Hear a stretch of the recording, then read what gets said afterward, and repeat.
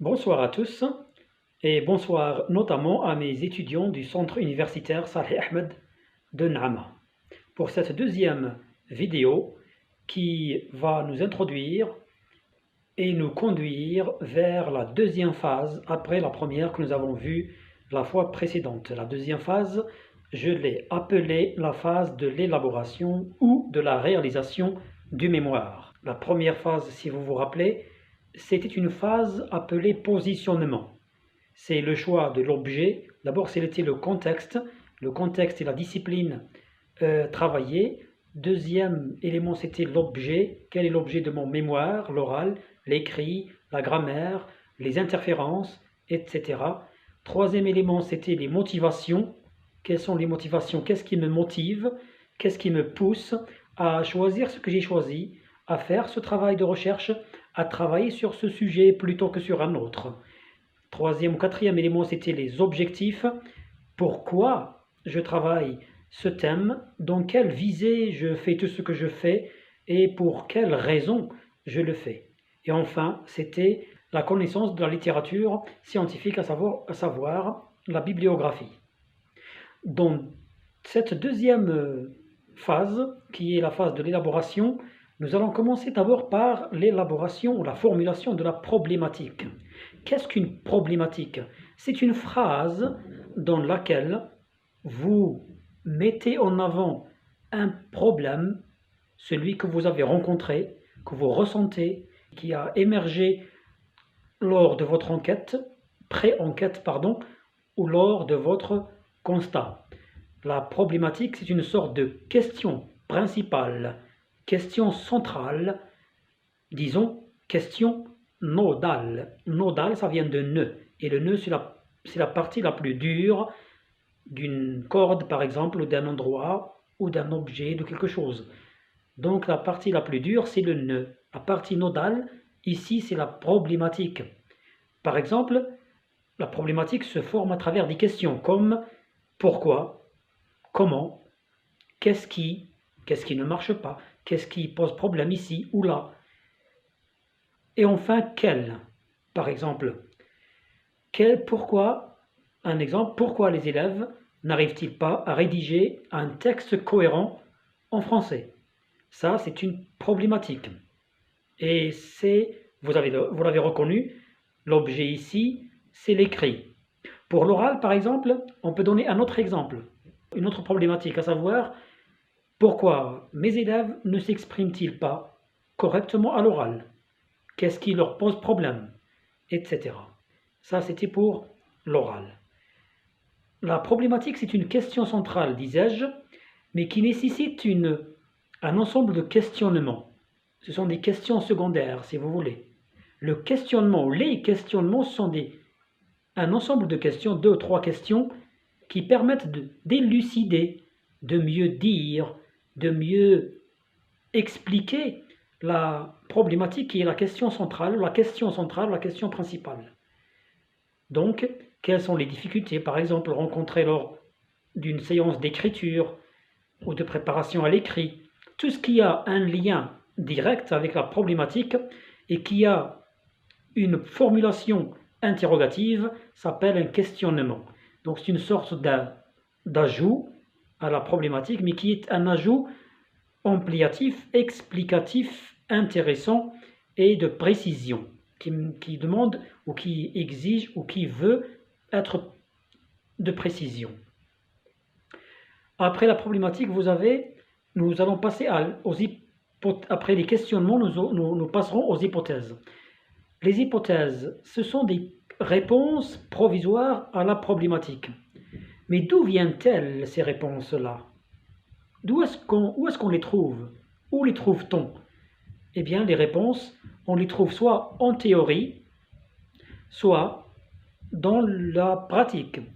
Autrement dit, en théorie, par exemple, si vous avez constaté qu'il y avait un problème à l'écrit, dans l'écriture, dans la rédaction, et qu'en théorie, par exemple, vous avez lu le modèle de Flowers à l'écrit, par exemple, et que vous voulez l'appliquer, vous allez chercher s'il est bien appliqué ou pas, par exemple, pour savoir s'il a ses résultats. Donc, on remarque ici qu'il y a un problème dans la théorie déjà. Et on ramène cette norme, cette règle de la théorie.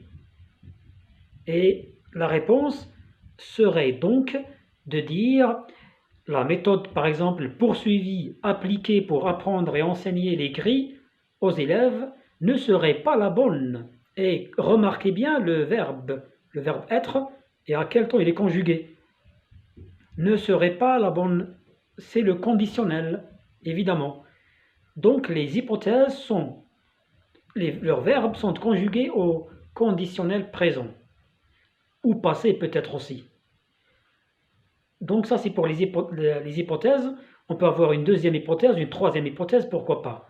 Tout dépendrait bien sûr des réponses qu'on pourrait ajouter, qu'on pourrait apporter à la question principale qui est la problématique. Pourquoi l'écrit n'est pas bien maîtrisé? Parce qu'il serait mal travaillé, parce que les moyens manqueraient, parce que la méthode ferait défaut, etc. Une fois qu'on a fini avec la formulation des hypothèses au conditionnel, je vous le rappelle, nous passons maintenant tout de suite à l'enquête.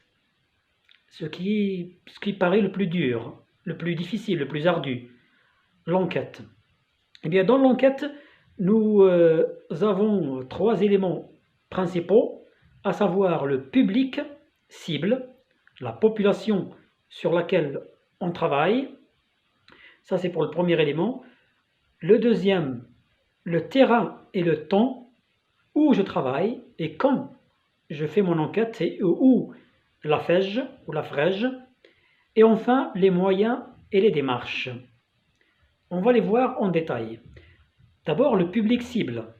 Le public cible, c'est l'ensemble des sujets sur lesquels vous pratiquez votre expérimentation ou vous faites votre enquête.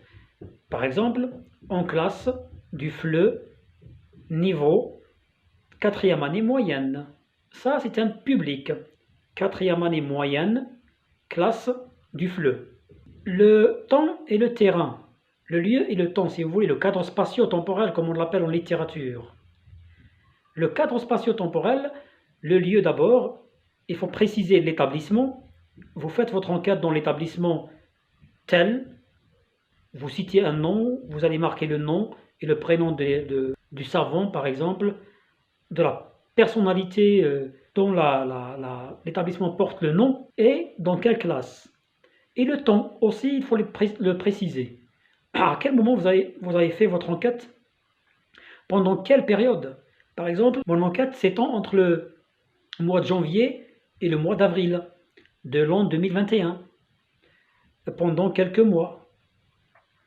Voilà, tout cela, il faut le préciser pour savoir combien de temps a duré votre enquête et si c'est la bonne période, si elle est suffisante ou pas, etc. pour d'éventuelles critiques qui vous servent à vous et aux autres aussi, ceux qui vous liront, vous lirez, et ceux qui vous examineraient et examineront. Et enfin, dernier élément dans cette partie qui est l'enquête, c'est les moyens et les démarches. Pour faire votre expérimentation, pour effectuer votre enquête, il faut penser à 4 outils. Les 4 outils suivants. L'outil le plus connu, vous le savez, vous le connaissez, c'est le questionnaire.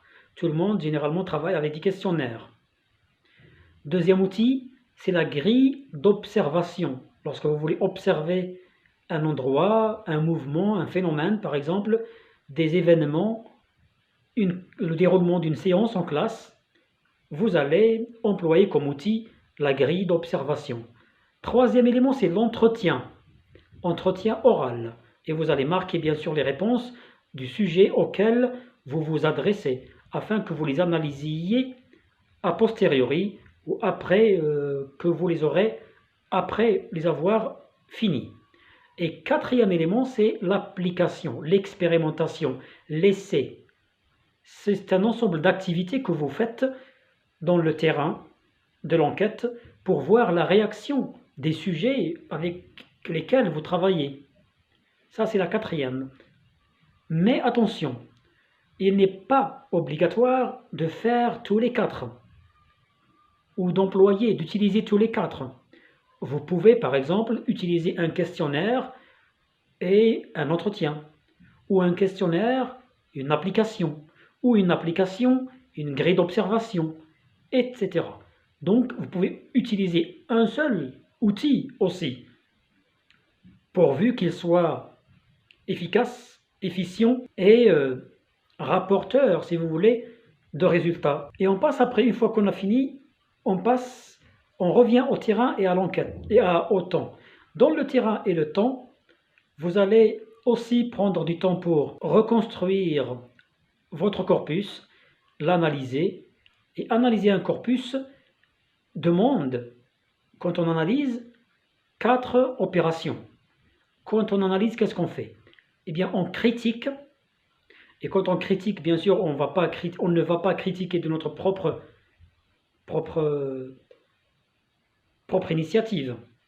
Mais nous allons, par exemple, nous appuyer sur des auteurs, des ouvrages, des écrits précédents qui font foi de scientificité, par exemple. Ensuite, vous allez vous adonner à des comparaisons. Vous obtenez 2 résultats dans 2 endroits différents, ou par rapport à 2 éléments différents, vous allez essayer de les comparer. Donc la comparaison, deuxième opération. La troisième opération pourrait être par exemple la description aussi. Vous décrivez les résultats que vous avez trouvés. Vous allez les décrire, c'est-à-dire dire ce qu'il en est. Et quatrième élément, c'est la synthèse. Qu'est-ce qu'une synthèse? La synthèse, c'est le fait de prendre les éléments pertinents dans les résultats obtenus et les mettre ensemble, les rapprocher, pour voir ce qu'il y a de plus ou de moins, ce qui diffère, ce qui converge, ce qui diverge, etc. Ce qu'on appelle la synthèse, c'est-à-dire le fait de retenir tout ce qui est pertinent, important, nécessaire, fondamental dans les résultats et dans les phénomènes constatés et les résultats obtenus. Et enfin, vous allez sortir avec une conclusion. Et dans la conclusion générale, vous allez bien sûr vérifier vos hypothèses. Ont-elles été confirmées ou plutôt infirmées? Ont-elles été bonnes? Ça c'est en conclusion. Et vous allez déduire de ce que vous avez fait comme travail depuis le début de votre mémoire jusqu'à la fin des idées générales à propos de votre recherche et à propos des résultats auxquels celle-ci a abouti.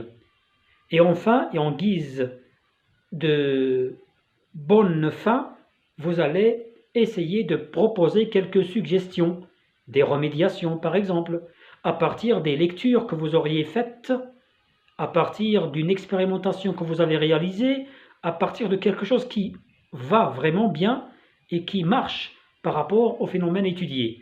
Donc les suggestions, les propositions, vos propres propositions, vos propres suggestions et celles aussi d'autres et qui n'ont pas été appliquées pour guider, pour réorienter, pour aiguiller le travail sur lequel vous avez enquêté.